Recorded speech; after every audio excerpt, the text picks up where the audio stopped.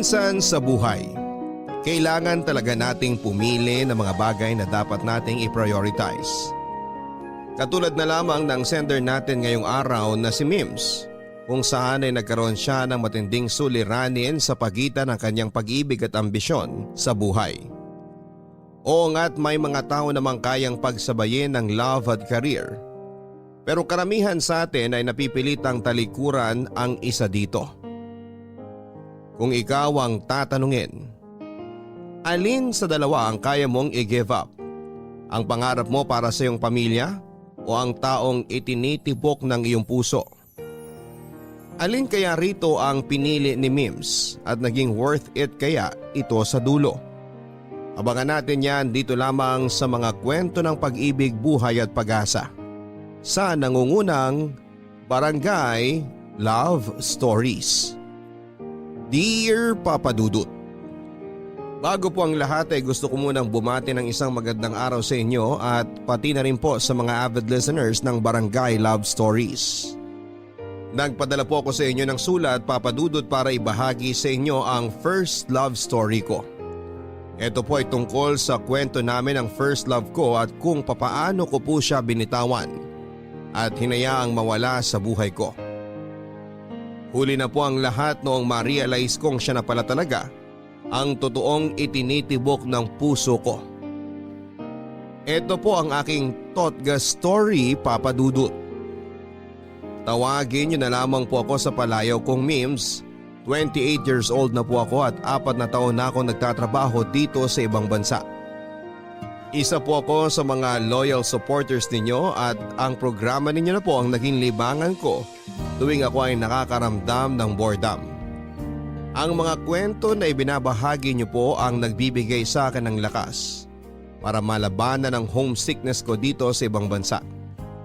Sabihin ko lang po para sa kaalaman ng mga tagapakinig ng Barangay Love Stories na pinalitan ko po ang ilan sa mga pangalan, lugar at pangyayari dito sa aking kwento.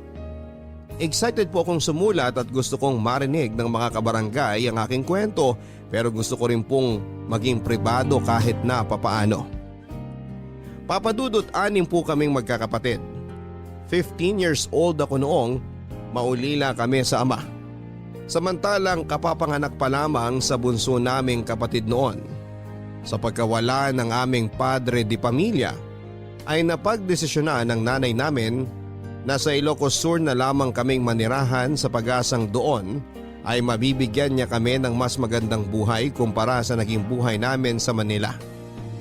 Subalit hindi po ganun kadali ang lahat, Papa Dudut.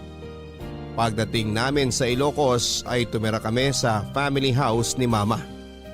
Sa panimula ng aming bagong buhay ay namasukan si Mama bilang kasambahay. Alam naman po natin na hindi gaanong kalakihan ang sinasahod ng isang kasambahay. Lalo na't nasa probinsya pa kami. 6 na anak ang kailangan niyang pakainin sa araw-araw.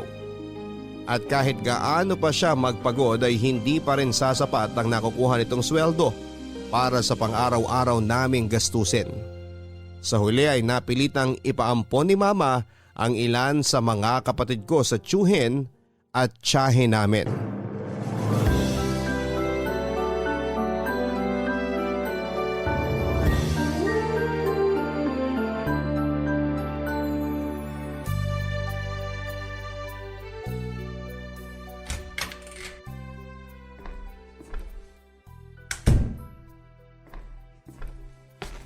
Ma, nandito na po ako. Kadarating mo pa lang? Anong oras na? Naglakad kami ng mga kaklase ko pa uwi eh. Bakit? Wala ka bang pamasahe? Meron naman po, pero trip lang nilang maglakad kaya sumabay na ako. Tsaka maganda na yon, may exercise na, nakatipid pa. Oo, mabuti yan. Kailangan natin magtipid sa panahon ngayon, lalo na't mababa lang ang sinasahod ko sa pinapasukan ko. Kumusta pala mga amo mo, Ma? Hindi ba sila mahigpit sa'yo? Mabait naman sila. Medyo mabigat nga lang ang trabaho ko kasi malaki yung bahay nila eh. Pero tingin ko naman tatagal ako sa kanila. Yun nga lang, kuripot, mababa sila magpasahod. Baka kasi bago lang kayo. Sigurado yan kapag tumagal po kayo, tataasan din nila ang sweldo nyo. Hayaan mo ma, kapag nakapagtapos ako, di mo na kailangan magtrabaho. Basta pagbutihin mo ang pag-aaral mo, masaya na ako doon. Magsaing ka na nga pala. Tingnan mo nga kung kasya pa yung bigas natin dyan. San po? Yung supot na red dyan sa may lamesa.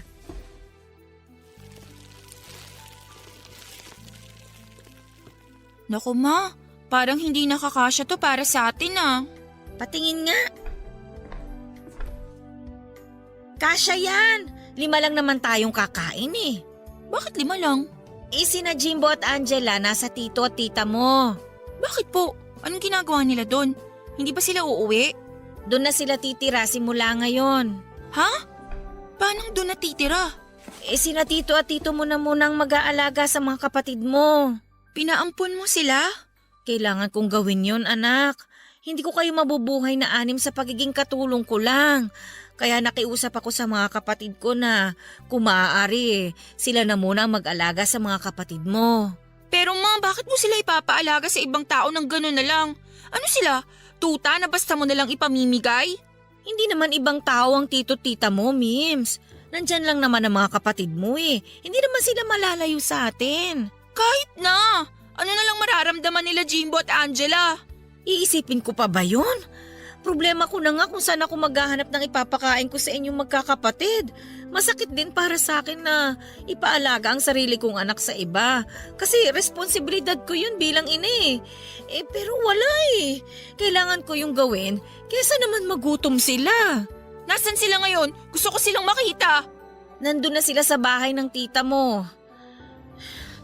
Huwag ka magalit sa akin, anak. Ginawa ko lang naman ang sa tingin ko ang makakabuti sa kanila. Kung may pera nga lang sana tayo eh. Hindi ko sana gagawin ang bagay na yun. Sana maintindihan mo ko. Hindi naman ako galit sa inyo, ma. Pero syempre mga kapatid ko yun. Paano kung hindi maganda ang maging turing nila sa mga kapatid ko? Mabuting tao sina tito at tita mo. May tiwala akong hindi nila mamaltratuhin sina Jimbo at Angela. Sana nga po. Ang hirap talagang maipanganak na mahirap. Promise ko talaga sa inyo, balang araw makakaahon din tayo sa hirap. Hindi tayo pababayaan ng Diyos. Basta magtiwala ka lang sa Kanya. O siya, sige na. Magsaing ka na bago mo puntahan ang mga kapatid mo.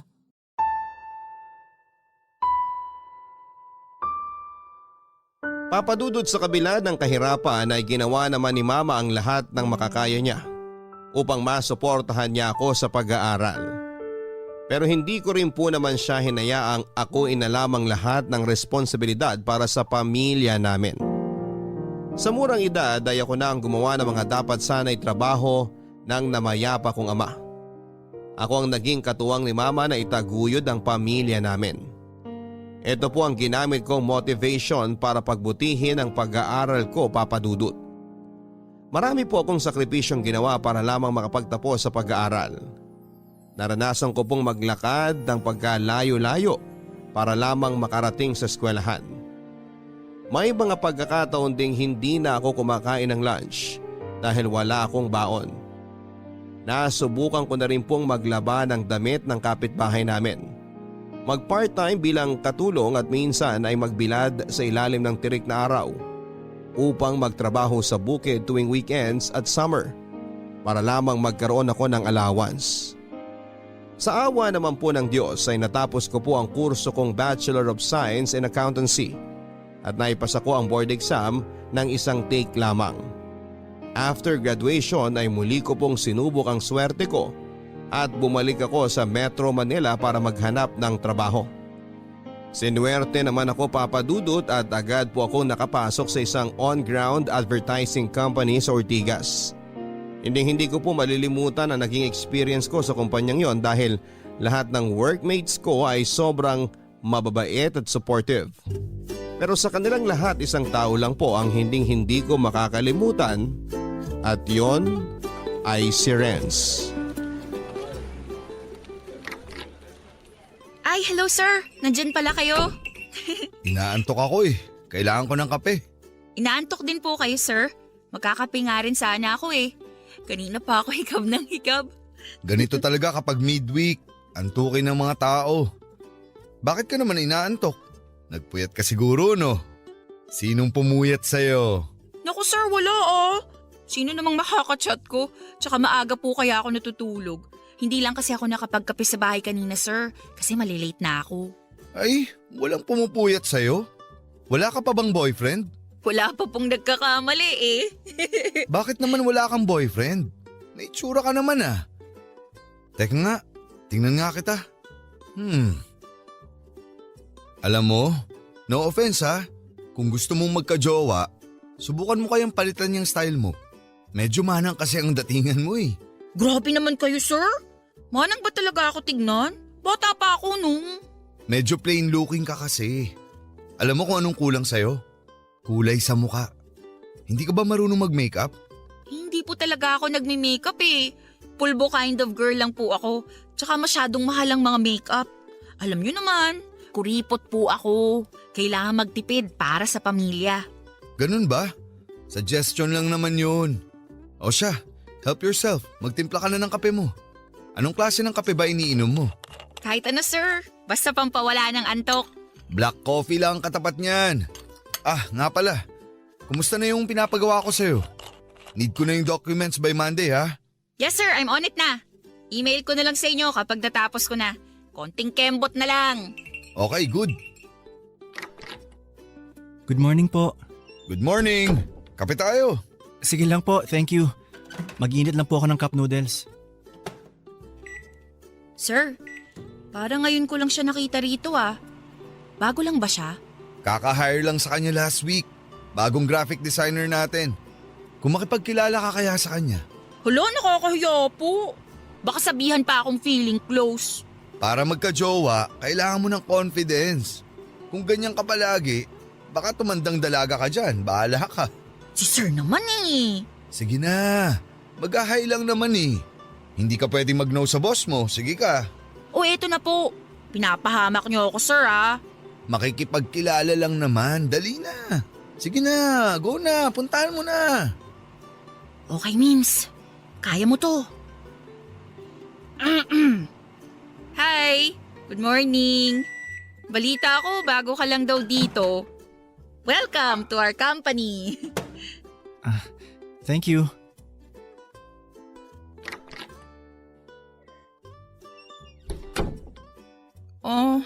Okay. Niwan ako. Gagi, nagmukha akong tanga. Oh, anong sabi? Thank you daw po, sabay alis. Suplado ah. Alam mo, may chemistry kayong dalawa. Naku sir ha, walang ganyan. Medyo snob nga eh. Pero aminin mo, may tsura no? Oo, medyo cute siya.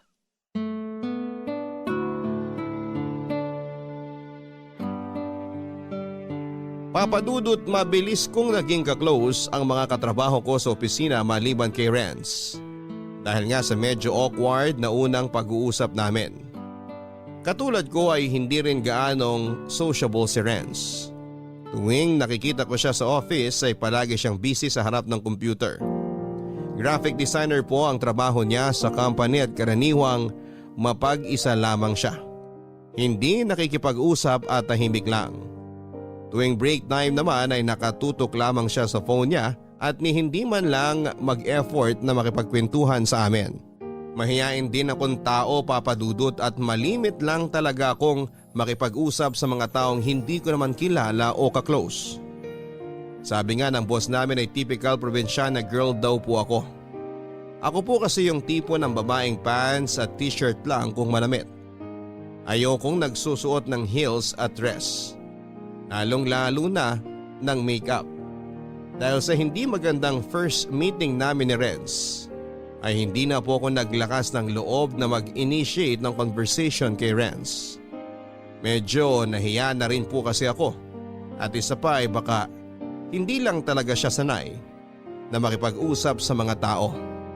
Sa mga sumunod na buwan ay nagkakaroon lamang kami ng interaction ni Renz kapag may pag-uusapan kaming work-related.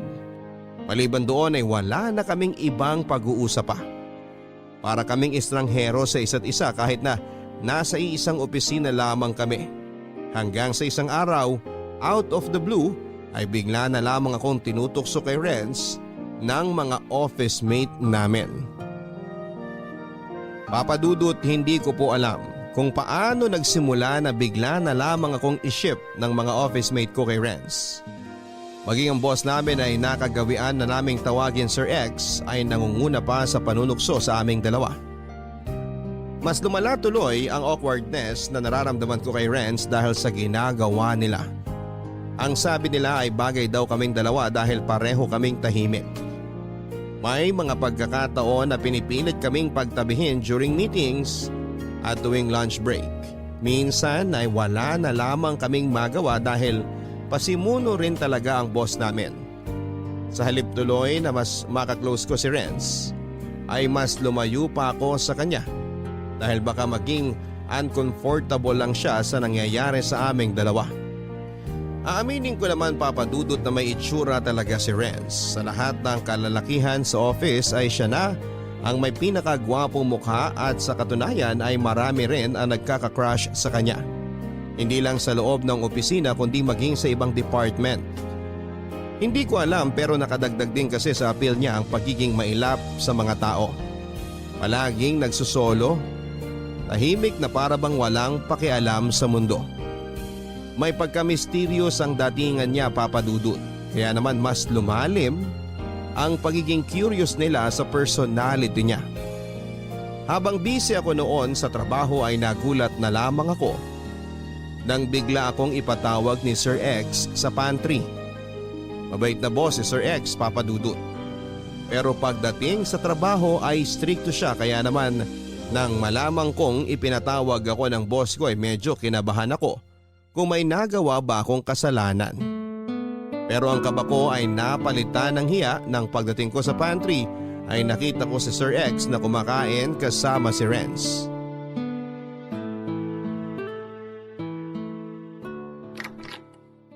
Hello, good morning sir. Pinapatawag niyo raw po ako? Good morning, Mims. Kumain ka na ba? Halika, samahan mo kaming kumain dito ni Bunso. Bunso? Si Renz. Hindi mo ba alam na Bunso ang tawag sa kanya rito sa office? Sorry, hindi po ako aware eh. Bakit naman daw po bunso? Hindi ba ang pinakabata rito si ano? Wala yan sa edad. Siyempre, siya ang newest addition dito sa office kaya regardless of the age, siya ang bunso. Ganun pala yun. Kasi naman, hindi ka masyadong nakikipag-interact sa office mates mo. Kaya lagi kang nahuhuli sa balita eh. Madami kasing paperwork, sir. Tsaka ayoko namang makipagchismisan habang nasa trabaho. Baka mamaya pagalitan niyo pa ako. Okay lang naman makipagkulitan sa mga office mate mo. Basta nagagawa niyo pa rin ang trabaho niyo. Wala namang kaso sa akin yun. Mas maganda nga yun na close kayong lahat para walang toxic. Di ba, Renz? Ha? Opo. Total, maaga pa naman. Samahan mo muna kami rito. Renz, kausapin mo naman si Mims. Kain tayo, Mims. Sige lang, thank you. Nag-almusal na ako sa bahay kanina bago ako pumasok. Ganun ba? O sige, umupo ka na muna dyan. Magkwentuhan tayo. Maaga pa naman eh. Bakit niyo pala ako pinatawag, sir? Actually, ipinatawag lang kita pero ibang tao ang gustong kumausap sa'yo. Sino po? Bunso, ano na? Akala ko ba may sasabihin ka kay Mims? Sir? Ano kasi? Mims, may gusto sana akong sabihin sa'yo eh. Sa akin? Ano naman yun? Huwag na lang. Nahihiya ako eh. Ano ka ba? Sabihin mo na sa kanya yung tinext mo sa akin. Ano ba yun? Na-curious tuloy ako. Huwag na lang, sir. Next time na lang. Wala ka naman pala eh. Heto Mims oh, basahin mo na lang tong message sa phone ko. Kinakabahan naman ako. Patingin nga po.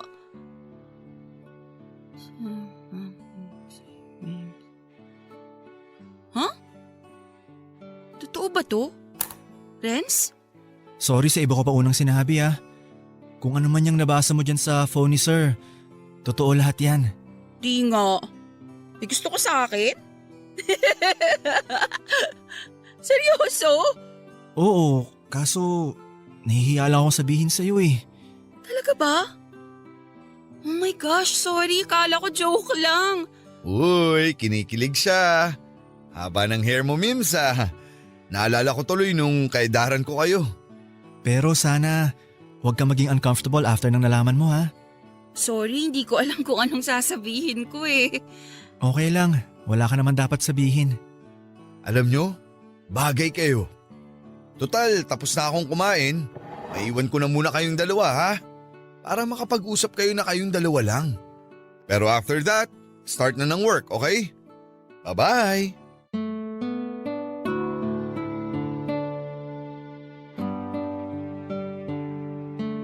Papadudot, hindi naman ako nagkape ng araw na yon pero sobrang nagpalpitate ang puso ko dahil sa nalaman ko.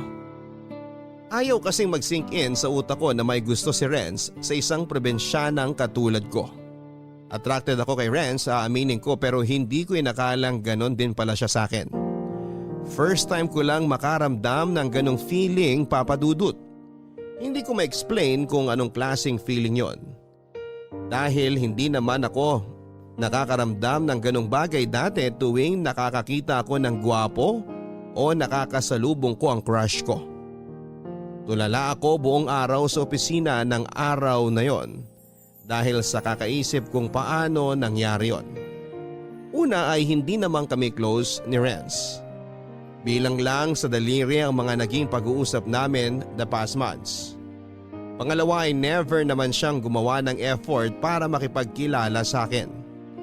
At pangatlo ay maraming mas maganda at mas sexy na babae sa office na nagkakandara pa sa kanya. Hindi ko alam kung nananaginip lang ba ako ng araw na yon o baka pinagtitripan lang nila ako. Matapos magtapat sa akin ni Renz ay inad niya ako sa Facebook at hiningi niya ang phone number ko. Doon po namin sinimulang kilalanin ang isa't isa. Nung una ay medyo nagkailangan pa kami pero hindi nagtagal ay gumaan din ang loob ko sa kanya at sa huli ay naging close din kaming dalawa. Alam mo, first time ko lang gawin to. Ang alin? Itong ginagawa natin, maglakad papunta sa sakayan, yung may kasabay akong pauwi. Ganun ba? Masanay ka na. Araw-araw na natin gagawin to. Ako kasi nasanay na akong mag-isa eh. Nung nag-aaral pa ako, nilalakad ko lang mula bahay hanggang school tapos ganun ulit pagka uwi. Araw-araw yun. Tapos, sinasabi ko na lang kay mama na kasama ko classmates ko sa paglalakad kahit na ang totoo, mag-isa lang ako. Mahirap ba talaga ang buhay sa probinsya? Wala naman sa lugar yan eh. Kahit saan ka pa tumira, kung mahirap ka, mahirap talaga ang buhay. Kaya nga sobra akong nagsusumikap ngayon para kahit papano umayos-ayos naman ang estado namin. Alam mo, nung nag-aaral pa ako, kung hindi ako maglalakad, wala akong pang-lunch. Kailangan ko lang mamili sa dalawa. Mapagod ka sa paglalakad para makakain o sumakay ng tricycle papasok. Pero wala na akong pambili ng pagkain. Kaya tignan mo tong muscles ko sa binti. Sinubok na yan ang panahon, kakalakad. Pero at least nagka-muscle ka, di ba? Ganyan naman talaga sa buhay eh. Basta tandaan mo na lang, lahat na paghihirap na ginagawa natin ngayon, may darating din niyang kapalit balang araw. Sana nga. Kasi pangarap ko talagang patigilin na si mama sa trabaho niya eh. Kapag nakapagtapos na sa pag-aaral yung mga kapatid ko, gusto ko naman silang bigyan ng bahay na matutuluyan. Keep on dreaming, sabi nga nila, di ba? Yang mga ambisyon natin na yan sa buhay ang nagbibigay sa atin ng inspirasyon para magpatuloy. Kasi kung wala na tayong goal, parang wala na ring saysay ang buhay natin. Kaya dream big. Kung porsigido ka, maaabot mo rin ang goals mo. Eh ikaw ba? Ano bang ambisyon mo sa buhay? Ako? Gusto ko mag-ipon para sa future ko. Sa future ng magiging pamilya ko. Gusto kong magkaroon ng girlfriend na simple, mabait, higit sa lahat, marunong makisama. Tulad mo. Ikaw ah? Wala ka pa talagang planong magka-boyfriend? Sa ngayon, wala pa eh. Diba nasabi ko naman sa'yo na priority ko ngayon, family ko muna. Kasi kailangan nila ako eh. Ako lang talaga ang tanging tao na maaasahan nila. Kaya sorry kung hindi ko pa mabibigay yung gusto mo. Naiintindihan naman kita. Siyempre, family first. makapaghihintay naman niyang love eh. Basta ako, kontento na ako sa gantong setup natin. Masaya na ako kasi kumpara sa dati na wala tayong pansinan, at least ngayon close na tayo. Nakakatawa nga kasi ang daldal natin kapag tayo lang ang magkasama. Pero pagdating sa office, hindi tayo nag-iimikan. Medyo iniiwasan ko kasi na tuksohin tayo eh. Feeling ko kasi para nagiging uncomfortable ka tuwing tinutukso ka sa akin, lalo na ni Sir X. Sa totoo lang, minsan medyo awkward talaga lalo na't di ko alam kung paano ako magre-react sa mga biro nila. Pero wala yun. Medyo sanay na nga ako eh. Parang sa classroom lang, may love team. Yung boss kasi natin eh, ang kulit. Sinabi mo pa.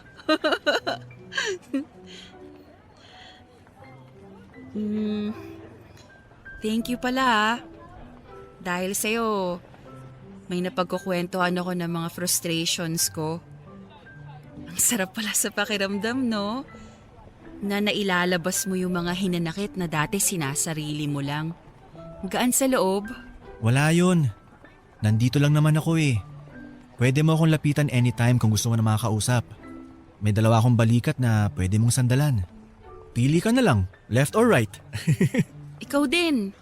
Kung gusto mo rin maglabas ng sama ng loob or magkwento ng anumang bagay, magsabi ka lang sa akin ha. May dalawa rin akong tenga na makikinig sa'yo. Di mo na kailangang mamili kasi dalawang tenga ang makikinig sa'yo. Sige, tatandaan ko yan. Pero sa ngayon wala pa naman akong ganong problema. Masaya na ako na kasama ka. Ako rin. Masaya rin ako. Never ko kasi naisip na magiging close tayo ng ganito. Bakit naman? Akala ko kasi suplado ka eh. Talaga? Bakit mo naman naisip yun? Di mo ba naaalala yung first meeting natin? Winelcome kaya kita. Tapos yung sagot mo lang, thank you. Tapos sabay walk out. Ah, yun ba? Nahihiya kasi ako nun sa'yo eh. Bakit ka naman mahihiya sa akin? Wala. Ang ganda mo kasi. Uy, ito naman. Oh, ayan na yung bus. Sakay na nga tayo. Baka kung ano pang masabi mo dyan.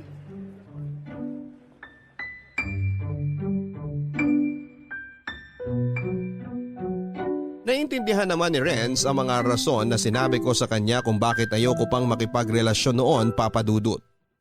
Sa kabila ng pagiging close namin sa isa't isa ni Renz ay walang nagbago sa turingan naming dalawa sa office. Kaswa lamang kaming dalawa na katulad ng dati. Pero pagdating sa labas ng opisina ay doon na po lumalabas ang totoong kami. Nagpatuloy ang mga kulitan namin sa text sa mga sumunod pang buwan. Nakasanayan na rin niya akong sabayan sa paglalakad pa uwi. Malapit din kasi sa inuwian ko ang sakayan niya. Kaya tuwing natatapos kami sa trabaho ay palagi kaming naghihintayan para sabay kaming makauwi. Ang nakakatawa lang, Papa Dudut, kahit araw-araw kaming magsabay pa uwi ni Renz, ay malimit lang talaga siya kung magsalita. Palaging ako ang nag-iisip ng topic na mapag-uusapan naming dalawa. Totoo ngang hindi siya madaldal katulad ng first impression ko sa kanya. Kabaligtaran naman kapag sa text dahil doon na lumalabas ang kakulitan niya. Sa totoo lang, tuwing nakakasama ko si Renz ay sobrang lakas ng tibok ng puso ko. Yung tipo ng kaba na naramdaman ko noong humarap ako sa mga panelist para sa final defense ko noong nagtitesis pa ako. Kahit sobrang close na naming dalawa ay hindi ko pa rin siya magawang tignan sa kanyang mga mata. Paminsan-minsan ay nakakaramdam pa rin ako ng hiya sa kanya. Noon pa man ay alam ko na kung bakit ko nararamdaman ang mga bagay na yon tuwing kasama ko si Renz. Dahil may gusto rin ako sa kanya, Papa Dudut. Pero in denial ako noon dahil nagpunta ako sa Manila para magtrabaho at hindi para lumandi. Papa Dudut, masaya ako na napunta ako sa isang kumpanya kung saan ang bawat isa sa mga empleyado nito ay nagtuturingan bilang pamilya. Sila na ang itinuring kong pangalawa kong pamilya.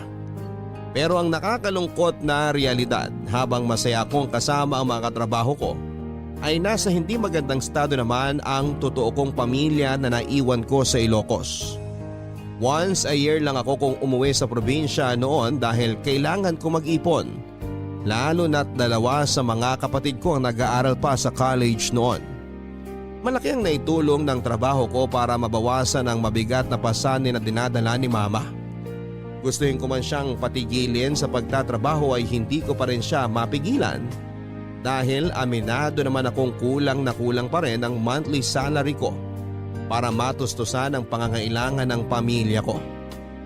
Papadudot hindi lang kami sa pera hikahos, kundi maging sa pangunawa ng mga sarili naming kadugo. Dahil nakatira sa family house, sina mama at mga kapatid ko ay kasama nila dito ang ibang tiyahin ko. Nakakalungkot lang isipin na tuwing nagkakaroon sila ng hindi pagkakaunawaan ay palagi nilang panakot na palalayasin kami sa family house na yon, na siya na nga pong nangyari. Tandang-tanda ko pa ang araw ng Kapaskuhan noon, Papa Dudut, nang palayasin sina mama sa tinitirhan nilang bahay dahil sa simpleng misunderstanding. Nasa Maynila na ako noon at wala naman ako magawa sa sitwasyon nila kundi ang maiyak na lamang, Papa Dudut. Mabuti na lamang at may mga taong meron pa ring mabubuting loob na pansamantalang kumupkob sa pamilya ko. Ang mga karanasan na ito ang naging dahilan kung bakit sa kabila na magandang trato nila sa akin, sa kumpanyang pinapasukan ko ay naisipan ko itong iwanan para magtrabaho sa abroad. Knock knock. May tao ba? Ang lalim yata ng iniisip mo ah. May sinasabi ka ba? Sorry, ano ulit yun? May problema ba? Wala naman. Gutom na kasi ako eh. Hindi ka kasi kumain ng lunch kanina eh. Wala akong gana kanina tsaka marami akong kailangang ihabol na documents. Kaya tinapos ko na. Ikaw din naman na hindi ka rin kumain ah. Diet ka? May sarili kaya akong pantry sa desk ko. Nakakakain ako habang nagtatrabaho. Pero sikreto lang natin yun ha. Ikaw talaga? Nga pala, nabalitaan ko na itutuloy mo na pala talaga yung plano mo mag-abroad. Totoo ba yun? Paano mo nalaman yan? Parang nung nag-open ako sa'yo last time tungkol dun. Ang sabi ko pinag-iisipan ko pa eh. Nahihiya kasi ako magtanong sa'yo ng update. Kaya ako na mismo naghanap ng sagot. Paano? Yung kaibigan ng mama mo na si Tita Marie, in-add ko siya sa Facebook. Sa kanya ako nagtanong kung ano ng balita. Mike Enriquez ka? Imbestigador ng bayan? Siyempre, gusto ko lang malaman kung tuloy ka ba o hindi. Eh ang sabi ni Tita Marie, okay na raw yung passport at visa mo. Inaantay na lang yung papers mo. Oo eh. Tuloy na. Alam na ba ni Sir X? Oo. Nabanggit ko na sa kanya pero hindi pa alam ng ibang office mates natin. Parang hindi pa ako makapaniwala eh. Hindi ko alam kung paano ako magpapaalam. Niisip ko pa lang naiiyak na ako eh. Masakit talagang lumayo sa mga taong nakasanayan mo ng makasama. Mas lalo na sa mga mahal mo sa buhay. Pero para sa kanila naman ang gagawin mo, di ba? Oo, kaya kakayanin ko to. Nakaya ko ngang mag-isa rito sa Maynila sa abroad pa kaya. Ang panalangin ko na lang, sana maging maayos yung trabaho ko doon. At sana makakilala ulit ako ng mga mabubuting kaibigan. Katulad nyo, kayo nila Sir X. Mabait ka namang tao eh. Sigurado ako makakahanap ka agad ng mga kaibigan mo doon. Pasensya ka na ha, kung nakikialam ako. Dinamay ko pa si Tita Marie. Wala yun, alam ko namang concerned ka lang sa akin eh. Na-appreciate ko yun. Pero pwede mo namang sa akin na mismo tanungin. Pinahirapan mo pa sarili mo. Gusto ko lang makasiguro na okay na ang lahat. Kung magkakaroon man ng problema, at least baka may maitulong ako. Minsan kasi, ikaw, ayaw mo mag-share ng problema mo eh. Salamat ah. Wala yun. So, anong feeling ng mangingibang bansa? Eto, malungkot kasi iwan ko na kayo, pati ang pamilya ko. Pero medyo excited rin kasi opportunity na to para baguhin ang buhay namin. May konting takot din kasi hindi ko alam kung anong klaseng buhay ang haharapin ko dun eh. Alam ko naman na hindi ka pababayaan ng Tita Marie mo. Tsaka, ikaw pa. Kayang-kaya mo yan. Huwag kang mag-alala. Kahit na magkalayo na tayo, hindi ako aalis sa tabi mo. Araw-araw ko itang i-chat at tatawagan hanggang sa makulitan ka sa akin. Ikaw talaga? Ay, nga pala. May ibibigay ako sa'yo. Amin na yung kami mo. Ano yan? Friendship ring. Kapag nalungkot ka sa ibang bansa o pinanghihinaan ka ng loob, isuot mo to. Ibig sabihin nito, nandito lang ako na laging sumusuporta sa'yo at nag-aantay sa pagbabalik mo. Ang cute naman. Pero wala akong dala para sa'yo. Ayos lang. Hindi naman ako naghahanap ng kapalit eh. Maraming salamat talaga sa lahat ng ginagawa mo para sa akin, Renz. Salamat sa pag-intindi ng sitwasyon ko ngayon. Walang anuman. Mamimiss kita, Mims. Mag-iingat ka dun ha. Ikaw rin. Mag-iingat ka rito. Maghanap ka ng bagong kaibigan pag wala na ako rito. Huwag kang palaging mapag-isa. Marami dyan ang gustong kumaibigan sa'yo, no? Ba't naman ako maghahanap ng iba? Wala nang pahapalit sa pwesto mo. Tsaka isa pa, babalik ka rin naman eh. Aantayin na lang kita. Sira, dapat lang na hindi mo ako ipagpalit, no? Ang sinasabi ko, magdagdag ka ng kaibigan para may kasama ka kahit wala na ako rito. Ah, ganun ba? Sige, sige. Masusunod po, kamahalan! Baliw!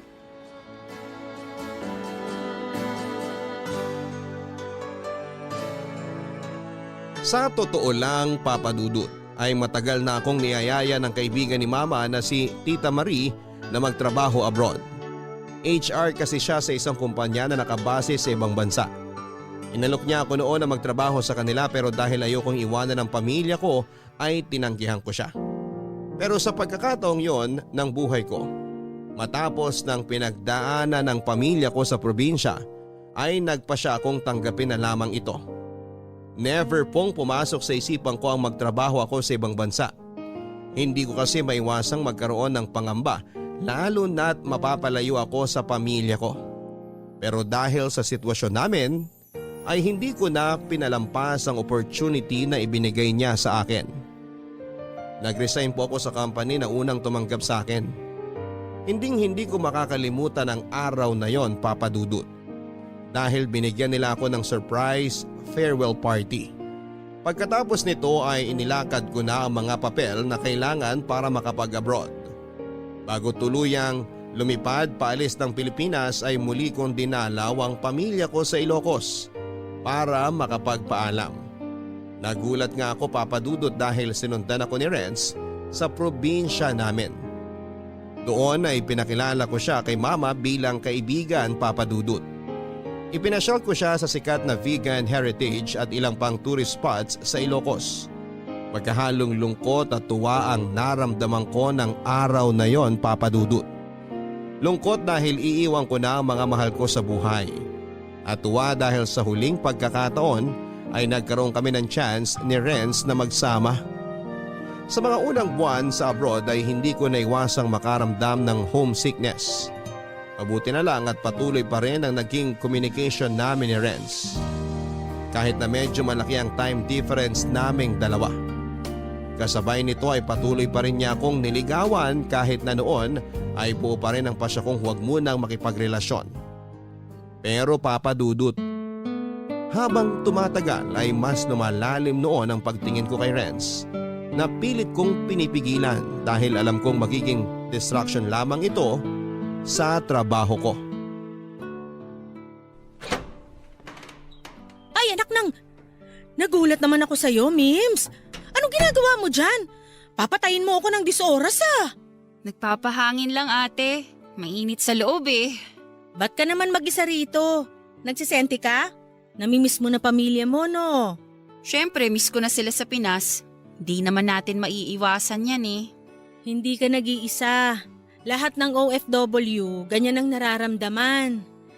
Ang saya-saya kapag nagbabanding tapos pag mag-isa na, bigla-bigla na lang naaalala ang pamilya sa Pilipinas. Ganyan din ako minsan eh. Pero alam mo, Ate Shine, yung pagkamiss ko sa kanila ang nagbibigay sa akin ng lakas para magpatuloy. Gusto ko pagka-uwi ko ng Pinas, nasa maayos na kalagayan na sina mama at ang mga kapatid ko. Hindi na sila katulad nung iniwan ko sila. Gusto ko silang madatnan na malayo na sa kahirapan na dinanas namin noon. Makakarating ka rin dyan. Basta ba wag kang mawalan ng pag-asa. Lahat naman tayo nandito dahil sa pamilya natin eh. Ay, nga pala, may naghahanap sa'yo kanina. Ha? Sino? Si Onel. Onel? Sinong Onel? Yung kaibigan ni Marvs na suki natin, hindi mo siya maalala? Yung palaging bumibili ng burger at fries tuwing gabi? Oo! Siya yung nagtanong kung anong pangalan mo last time. Gusto makipag-flirt pero ang awkward ng dating. Natatandaan ko na. Kaso nakalimutan ko kaagad yung pangalan eh. Bakit naman daw niya ako hinahanap? Hindi mo ba alam na may gusto yun sa'yo? Kaya nga gabi-gabi yung nagpupunta rito para makita ka. May pagkatorpe nga lang kasi nahihiyang mag-first move. Makita ka lang daw niya, masaya na siya. Imbento ka naman ate eh. Sirato. Totoo yun. Naku kung alam mo lang, swerte ka sa kanya. Manager yun sa isang store. Yun nga lang, kapag naging kayo, kailangan mong lumipat sa Jamaica kasi matatransfer na siya doon. Maging kami agad? Ang advance mo mag-isip ate ah. Ikaw talaga? Bakit ayaw mo sa kanya? Choosy ka pa, te? Di naman sa ayaw. May tao na kasing naghihintay sa akin sa Pinas eh. Ay, may boyfriend ka na ba? Hindi ko alam. Di ko pa naman siya boyfriend. Manliligaw pa lang. Nang iwan ka ng mandiligaw sa Pinas? Hindi pa kasi ako ready mag-commit eh. Pero sabi naman niya hihintayin niya ako. Ay, naginarte. Bakit naman ayaw mo mag-commit? Mahal mo ba siya? May pagtingin na rin ako sa kanya. Oh, so bakit hindi mo sinagot bago ka umalis? Priority ko muna kasi ang family ko eh. Baka maging sagabal lang kapag pumasok ako sa relasyon. Tingin mo, aantayin ka talaga nun? Naku, ang mga lalaki, ayaw na ayaw nilang pinaghihintay. Di naman siguro lahat, ate. Kapag nagmahal talaga sila, maliit na sakripisyo na lang yung maghintay. Sana nga makapaghintay siya. Nakikita mo ba tong suot kong singsing? Paalala niya to sa akin na aantayin niya ang pag-uwi ko. Ay, ang taray! Hindi magjowa pero may singsing na agad. Pengi naman ang buhok, ang haba ng hair mo eh. Kaya nga sobrang excited na akong makauwi sa Pilipinas. Gusto ko na ulit siyang makita. Namimiss ko na siya eh. Kaya pala nagsesenti ka mag-isa rito sa likod. Alam mo, medyo hindi ko kayo maintindihan na dalawa. Parang mahal nyo naman ang isa't isa. Bakit hindi nyo pa ginawang official bago ka umalis ng Pinas? Okay na kami sa setup namin ngayon. Wala namang nagbago eh. Lagi pa rin naman kaming nag-uusap. Kung ano kami sa Pilipinas noon, ganun pa rin naman kami hanggang ngayon. Sa bagay, mahirap din ang maging LDR. Mabuti na yon, at least mapapatunayan mo kung totoong ang mahal ka ng tao. Kapag kinaya niya maghintay ng napakahabang panahon, ibig sabihin true love na yon. Yun nga lang, sana gawin mong worth it ang paghihintay niya. Kapag nagawa ko ng mga pangarap ko para sa pamilya ko, si Renz na ang magiging priority ko. Promise ko yan. Good luck sa inyong dalawa. O siya, tara na sa loob. Baka hinahanap na tayo ni manager. Sige ate, mauna ka na. Susunod na ako.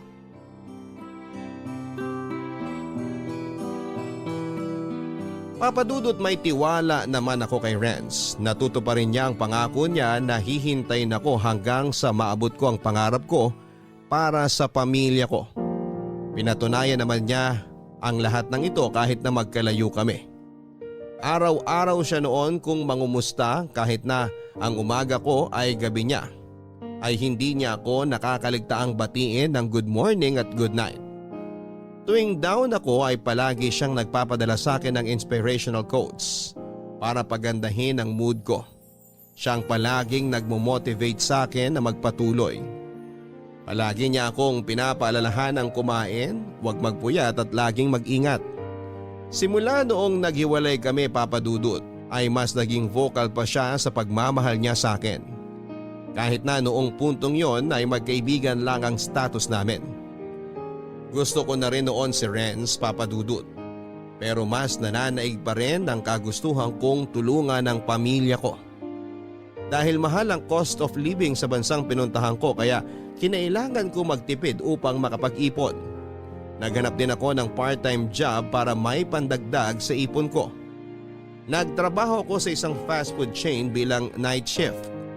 After ng regular work ko ay diretso kagad ako sa part-time ko na umaabot hanggang alas 12 ng madaling araw. Yun nga lang Papadudot sa panahong yon ay unti-unti akong nawala ng oras para kay Renz. Buong araw kasi akong nagtatrabaho at pag-uwi ay tulog na lamang ang nagiging pahinga ko. Wala na akong time noon para replyan pa ang mga message ni Renz o sagutin ang tawag niya. Na hindi ko na nga noon magawang kumustahin siya. Naisip ko na medyo unfair na ang nagiging turing ko sa kanya. Binibigyan niya ako ng oras at atensyon samantalang ako ay hindi ko ito magawang maibalik sa kanya. Kaya naman isang desisyon ang pinagpasyahan ko ng panahon na yon. Papadudot na time ay hindi ko na po pinairal ang nararamdaman ng puso ko. Sa halip ay mas pinili ko ang isinisigaw ng utak ko. Malayo kami sa isa't isa ni Renz. At sa estado naming dalawa ay hindi praktikal na pumasok sa isang long distance relationship. Isa pa ay nagsisimula pa lamang akong abutin ang mga pangarap ko para sa pamilya ko. Naniniwala akong may tamang oras ang pag-ibig at nang panahong yon ay hindi pa yon ang oras. Hindi pa ako noon ready, papadudot, na makipagrelasyon. Pero sa parehong pagkakataon ay ayoko rin namang mawala si Renz sa buhay ko. Sa kalagitnaan ng pagdadalawang isip ay naging cold si Renz, papadudot. Hindi ko na alam noon ang gagawin ko kaya ang naisip ko ay iwasan na lamang siya. Hindi ko na noon pinansin ang messages at calls niya. Puro scene lang ang nagiging sagot ko sa mahabang chats nito. Alam kong selfish ang ginawa kong yon, papadudot, pero may parte rin kasi ng isip ko ang nagsasabing ayoko siyang pakawalan ng tuluyan dahil nga deep inside ay mahal ko rin siya. Sa kabila ng pagiging cold ko kay Renz ay nagpatuloy pa rin siya sa pag-contact sa akin. Hindi niya ako tinigilan kahit natahasan ko na siyang hindi pinapansin. Nakita ko sa kanya na porsigido talaga siya sa akin at doon ay napagtanto kong mali na ang ginagawa ko. At sa huling pagkakataon ay sinagot ko ang tawag ni Renz at doon ay sinabi ko mismo sa kanya na itigil na niya ang panliligaw niya sa akin.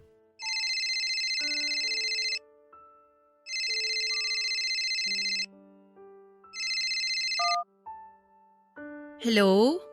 Hello? Mims? Salamat naman at sumagot ka na. Kumusta ka na? Hindi naman ba kita naaabala? Sorry, kakauwi ko lang. Galing ako sa work eh. Anong oras na ba dyan? Madaling araw na. Sorry kung naabala kita. Hindi, okay lang. Gusto rin naman kitang kausapin eh. Kumusta ka na? Eto, nag-resign na ako sa trabaho. Talaga? So, lilipat ka na talaga ng company? Good luck sa'yo ah. Masipag kang tao kaya alam kong magiging successful ka rin someday. Ako? Okay naman ako rito. Sobrang busy pero kinakaya. Baka naman magkasakit kasi ginagawa mo. Parang overwork ka na eh. Dapat alagaan mo sarili mo dyan lalo't mag-isa ka lang. Hindi naman ako mag-isa. May mga kaibigan ako rito na nag-aalaga at nagbabantay sa akin. Mababait sila kaya wag mo akong alalahanin dito. Ganun ba? Mabuti naman. Total magkausap na tayo ngayon. May gusto lang sana akong sabihin sa'yo. May gusto pala akong itanong. Okay, ano yun? Di ba alam mo naman na until now, may gusto pa rin ako sa'yo? Hanggang ngayon hinihintay pa rin kita. Alam kong pagod ka ngayon at hindi naman kita pinipilit na mag-reply or tawagan ako. Pero recently kasi napapansin ko na parang nawawalan ka na ng gana sa akin. Parang nawawalan ka na ng time, ganun. Hindi ko alam. Yun kasi yung nararamdaman ko ngayon eh. Medyo nalilito na ako. Sorry, sobrang busy lang talaga ako eh. Pero tama yung hinala mo na nawawalan na ako ng oras sa'yo. Minsan napapaisip ako kung dapat pa ba kitang replyan o hindi na. To be honest, hindi ko alam ang gagawin ko, Renz. Nalilito ako kung ano ba tong nararamdaman ko sa'yo. Di ko masabi kung totoo ba to o baka dahil magkalayo lang tayo. Renz, huwag ka sanang magagalit ha. Pero parang nagiging unfair na ako sa'yo eh. Ako yung nasa isip mo pero ako hanggang ngayon iba pa rin ang priority ko. Sorry, ayoko nang paasahin ka. Pwede Pwede bang ihinto mo na yung panliligaw mo sa akin? Yan ba talagang gusto mo mangyari? Titigil na ba ako? Wala na ba talaga akong mahihintay? Sana mapatawad mo ko. Okay lang kahit magalit ka sa akin. Don't worry. Hindi naman ako galit. Actually, naiintindihan kita. Gusto ko lang naman na maging masaya ka eh. At kung ikakapanatag mo na tumigil na ako sa ginagawa ko, sige, tatanggapin ko ang gusto mo. Pero gusto kong malaman mo na totoong nararamdaman ko sa'yo. Mahal kita. Gusto kong iparamdam sa'yo yun. Pero ikaw yung umiiwas eh. Renz, huwag mong paikutin sa akin ang mundo mo. Alam kong makakakilala ka pa ng ibang tao na maibabalik sa'yo ang love na binibigay mo. Alam kong deserve mo ang lahat ng pagmamahal sa mundo. Pero sa pagkakataong to, hindi sa akin manggagaling yon. Kung yan ang gusto mo, wala na ako magagawa. Pero nandito pa rin naman ako kung sakali. Walang magbabago.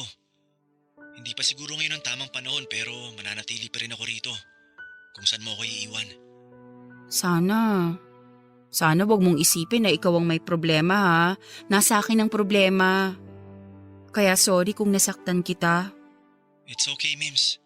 Pagkatapos ng pag-uusap nating to, puputulin ko na ang communication nating dalawa. Kalimutan mo na yung feelings mo sa akin ha. Please? Grabe naman. Sige. Titigil na ako sa pagme-message sa'yo. Hindi na kita guguluhin. Alam kong mahirap. Mahirap alisin itong nararamdaman ko sa'yo ngayon pero nire-respeto ko ang desisyon mo. Makakaasa kang hindi na kita kukulitin pa. Maraming salamat. Thank you din dahil minahal mo ko ng walang kondisyon. Hindi ko makakalimutan yon. Thank you din, Mims. Goodbye, Renz.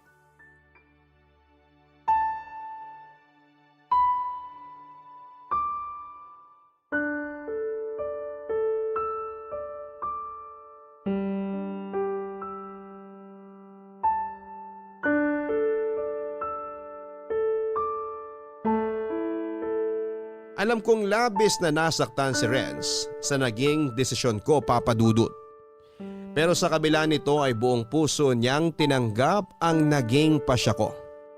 Pagkatapos ng pag-uusap namin sa phone ay tuluyan nang tumigil si Renz.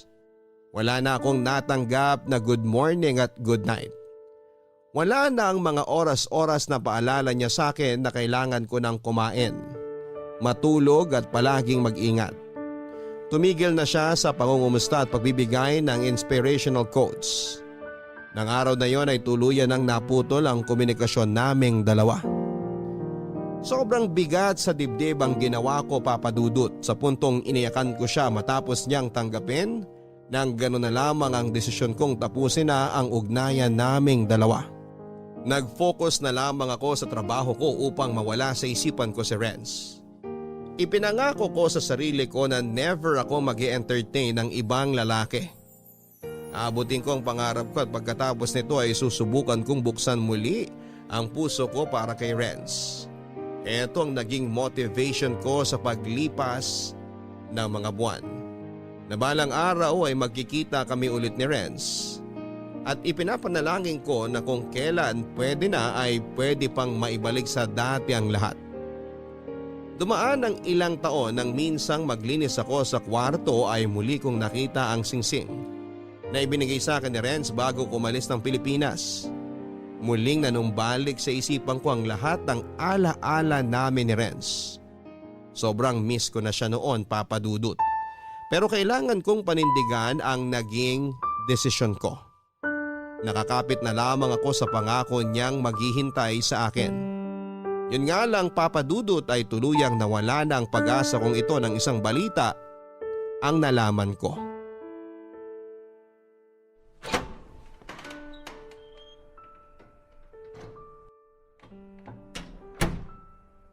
Uy, okay ka lang? Oo naman ate, bakit? Ang haggard mo today ah. Ang laki ng eye bags mo. Para kang tumanda ng 10 taon. Anong nangyari? Masyado ka naman yatang subsub sa trabaho. Kailangan eh. Alam mo na, para sa ekonomiya. Alam mo, wala tayo sa Pilipinas kaya dapat alagaan mo yung sarili mo. Huwag mo masyadong pinapagod ang katawan mo. Mahirap magkasakit sa ibang bansa, walang mag-aalaga sa'yo. Kaya ko naman ate. Malakas kaya resistensya ko. Never pa akong nagkasakit dito, no? Kahit na. Hihintayin mo pa bang magkasakit ka para matauhan ka? Kurutin kita sa singit dyan eh. Ikaw talaga ate. Seryoso ako, nangungurot ako ng singit. Pero seryoso na nga. May problema ka, no? Kitang-kita sa mga mata mo eh. Paano mo naman nasabi ate? Sa edad kong to at sa tagal ko na dito sa fast food industry, alam na alam ko na ang bawat klase ng mata. Yang mata mo namamaga, umiyak ka, no? Huwag mong irasong puyat ka lang dahil alam ko ang mata ng puyat. May nalaman kasi ako eh. Ano? May masama bang nangyari sa Pinas? Hindi niya na ako nahintay. Nahintay nino? Si Renz. Yung kinuwento mong lalaki na naghihintay sa'yo sa Pinas? Bakit? Anong nangyari? May iba na siya eh. Kahapon ko lang nabalitaan. Paano mo naman nalaman? Baka naman chismis lang yan, ha? Nagtanong sa akin si Tita Marie kung sino yung babaeng kasama ni Renz sa profile picture niya. Tapos ayun, nakita ko na hindi na pala kami friends sa Facebook. Yan ang sabi ko sa'yo eh. Masyado mo kasing pinatagal. Marian Rivera ka, girl? Imagine, ilang taong ka na dito sa bansang to? Hindi pa ba sapat yung effort na ginawa niya sa'yo? Bakit kasi pinatagal mo ng ganun? Aminado naman ako na ako ang mali. Kasalanan ko rin naman eh. Ako ang nagtulak sa kanya palayo. Naguguluhan pa kasi ako sa emotions ko nun eh. Hindi pa ako sure. At takot ako na baka itong nararamdaman ko, hindi katulad ng sa kanya. Baka in the end, masaktan ko lang siya. So bakit mo iniiyakan yung taong hindi ka naman pala sure? Kasi nga, ngayon ko lang na-realize na mahal ko pala talaga siya. Ayan. Hay nako. Takot sa commitment tapos kapag iniwan, iiyak-iyak. Akala ko kasi maiintindihan niya ang sitwasyon ko. Nag-promise siya sa akin eh. Masyado ka kasing nakampante. Kahit gaano ka kamahal ng isang tao, kapag hindi mo sila pinahalagahan, talagang iiwan ka nila. Alam mo ate, sobrang nagsisisi ako ngayon. Sana hindi ko na lang ginawa yun. Sana nagpakatotoo na lang ako sa nararamdaman ko noon. Sana hindi ko na lang siya sinaktan. Paano yan? Wala na tayong magagawa dyan. Nahanap na niya sa iba yung mga bagay na hindi mo maibigay sa kanya. Ate, ilang months na lang uuwi na ako. Sobrang excited ko pa naman na makita siya ulit.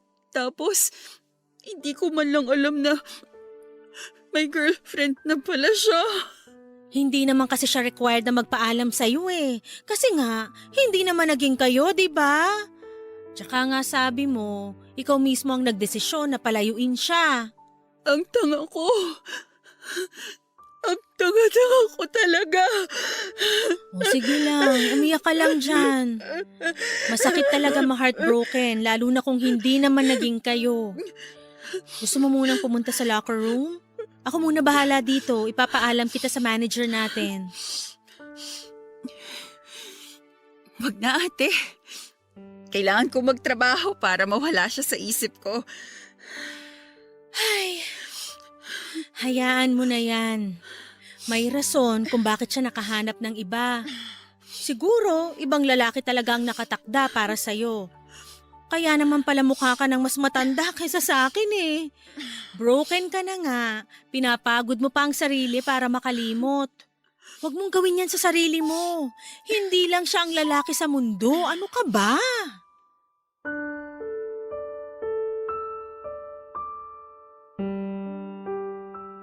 Papadudot nangyari na nga ang kinakatakutan ko at eto ay ang makalimutan ako ni Renz.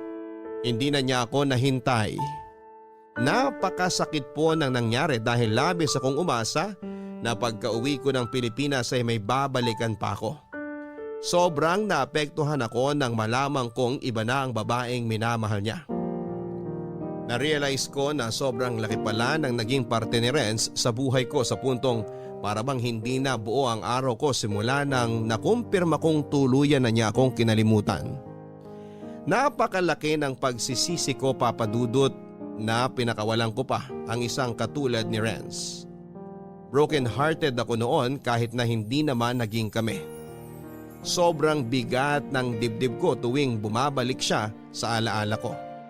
Ilang araw din akong naging parang robot sa trabaho at pinilit kong dito na lang ituon ang buong atensyon ko dahil nang panahon na yon ay nawala na ako ng inspirasyon.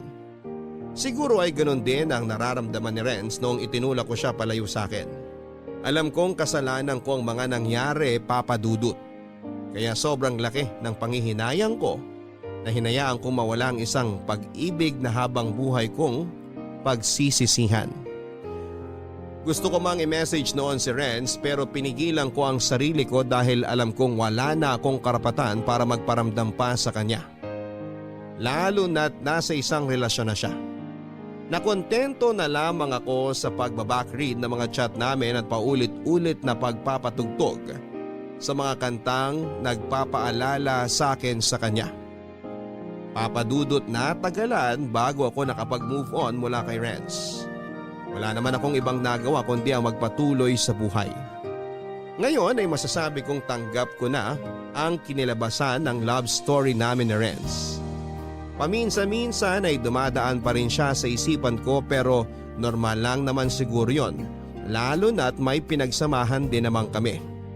Siguro nga ay maganda pa rin ang kinilabasan ng pagpili ko ng career over love dahil sa kasalukuyan ay naiyahong ko na ang pamilya ko sa hirap kahit na hindi maganda ang naging ending ng love life ko.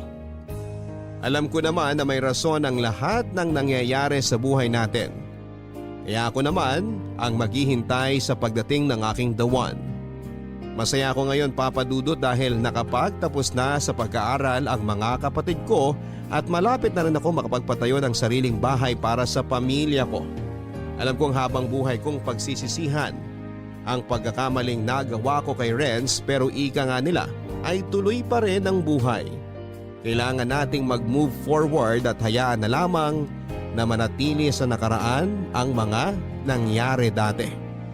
Hanggang dito na lamang po, Papa Dudut. Maraming salamat sa pagbabahagi ng kwento ko. More power po sa inyong programa.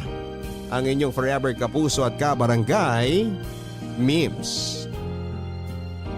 Mga kabarangay, tandaan po natin na kapag mahal talaga tayo ng isang tao ay hindi kanya pipigilang mag-grow. So suportahan ka niya sa iyong success para makamit ang mga pangarap mo sa buhay. Pero hindi porket suportado nila tayo sa mga ambisyon natin ay iti-take for granted na natin sila. Minsan po ay kailangan din nating balansehin ang mga mahalaga sa buhay natin nang sa ganon ay wala tayong mapag-iwanan. Sa panahon ngayon ay hindi tayo mapapakain ng love kaya huwag nating palampasin ang mga opportunity na maaaring magbigay sa atin ng tagumpay. Sa letter sender natin ngayon araw na ito na si Mims, masaya kami na unti-unti mo nang naaabot ang mga pangarap mo para sa pamilya mo. Love can wait at tiwala kaming balang araw ay darating din ang tamang taong deserve mo. Hanggang sa muli mga kapuso, ako po ang inyong Papa Dudut sa mga kwento ng pag-ibig, buhay at pag-asa dito sa Barangay Love Stories #1. Mga kwento ng pag-ibig, kwento ng pag-asa at mga kwento ng buhay dito sa Barangay Love Stories. Love Stories. Forever! Nagustuhan ng iyong napakinggan? Ituloy yan via live stream sa www.gmanetwork.com/radio.